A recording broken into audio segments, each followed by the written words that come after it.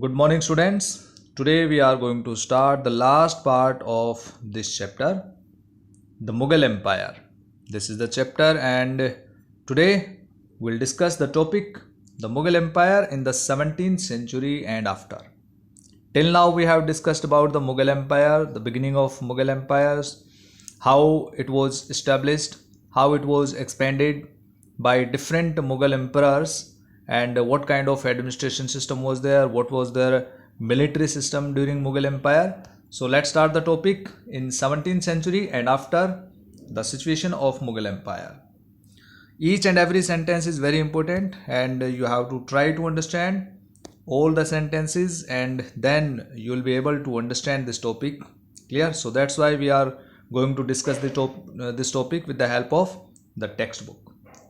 The administrative and military efficiency of the Mughal Empire led to great economic and commercial prosperity. It means during Mughal Empire, the state became very rich and prosper due to the collection of revenue, and it became possible only due to the good administration and military efficiency, because during the Mughal Empire, administration of Mughals was very good and military efficiency also was excellent.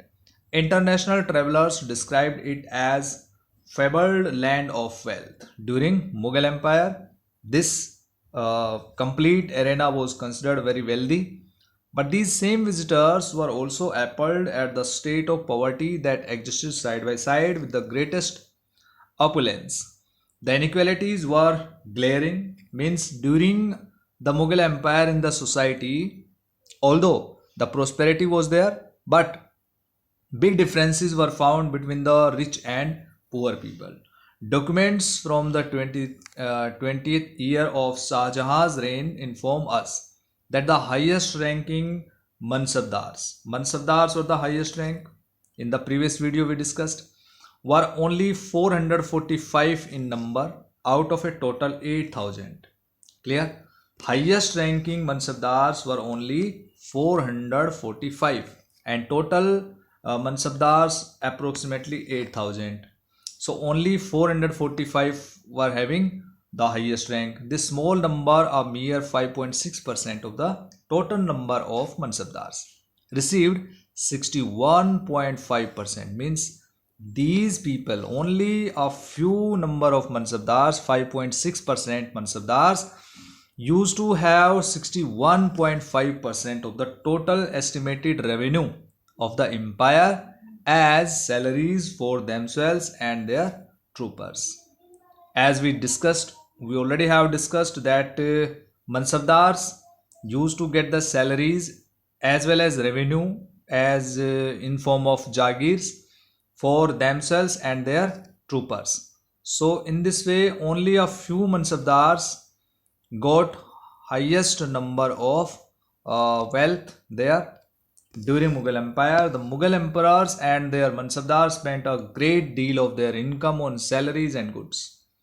It means on the salaries and goods, they used to spend a lot money, right, of their total income. This expenditure benefited the artisans and peasantry who supplied them with goods and produce. Means they used to wear clothes and very costly clothes. So those people who used to means weave the clothes and produce the raw material for clothes, they got benefit.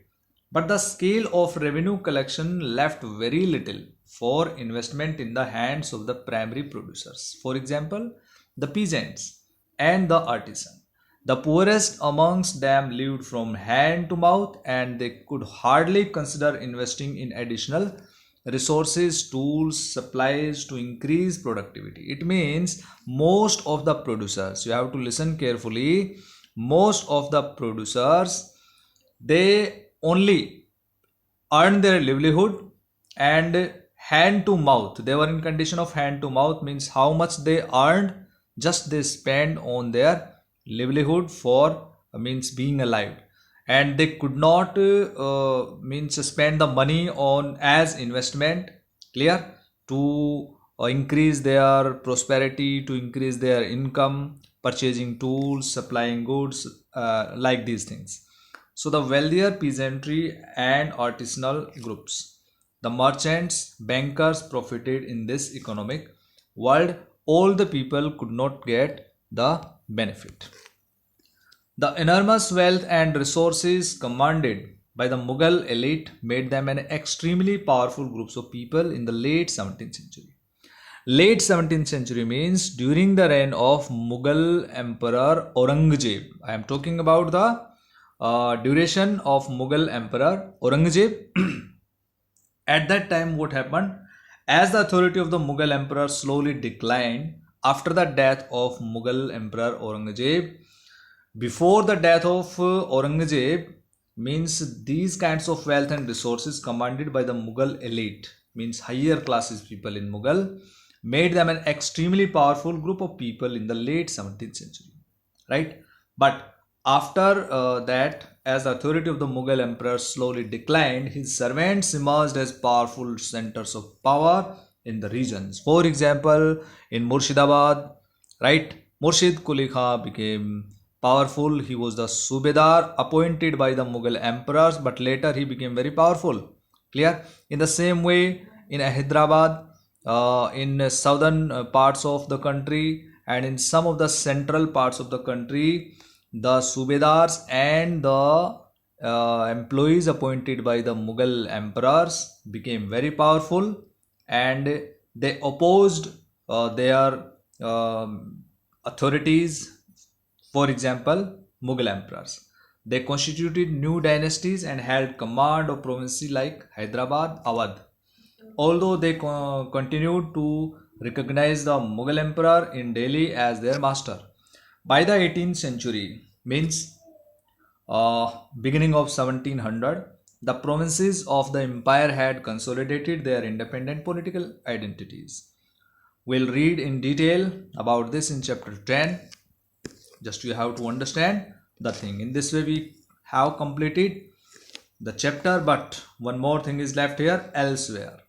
Here the thing is given about kings and queens. Just we'll try to understand with the help of this box. Here there were several great monarchs, all near contemporaries, means during the Mughal emperor in other countries in different parts of the world in the 16th century. These included the ruler of Ottoman Turkey, Sultan Suleiman. You have to remember the name Sultan Suleiman, 1520 to 1566. During his rule, the Ottoman state expanded into Europe, seizing Hungary, besieging Austria, and his armies also seized Baghdad and Iraq. Much of the North Africa, all the way into Morocco, acknowledged Ottoman authority. Suleiman also reconstructed the Ottoman navy. It means during his reign, Ottoman Empire became very powerful. Its domination over the Eastern Mediterranean brought the navy into competition with Spain. It means during his reign, navy became very stronger and as competent to Spain. In the Arabian Sea, it challenged the Portuguese. So you can see that he seized different kinds of areas, these kinds of areas in different regions, and after that he competed with the Spain and Portuguese. The monarchs was given the title of Al Kanuni. Why? Because it means lawgiver, because of the large number of regulations, Kanun regulations passed during his reign. These were aimed to standardize administrative procedures throughout the expanding domains of the empire, and especially to protect peasantry from forced labor and extraordinary taxes. It means in entire region controlled by Sultan Suleiman, he wanted to protect the ways in which the people were exploited by another group of the society. So he wanted to protect the peasantry from forced labor, right, and extraordinary taxes. And he also wanted to make equal laws and rules and regulations in his state, and administrative procedure also wanted to make standardized. Later in the 17th century, when public order declined in the Ottoman domains, the reign of Suleiman Kanuni was remembered as a period of ideal governance. So, dear students, this was the position of ideal governance, that he wanted to make equality, he wanted to make equal administrative procedure, he also wanted to protect peasantry from forced labor and exploitation of the people by another group in the society, and he expanded his empire by defeating different kinds of other states or other kings by controlling the areas in various parts of the neighboring areas, and as well as other European powers also, right? So this was the chapter as we discussed here, and you have to revise the chapter. If you have any problem, you can ask me by writing in the comment box. Thank you. Have a nice day.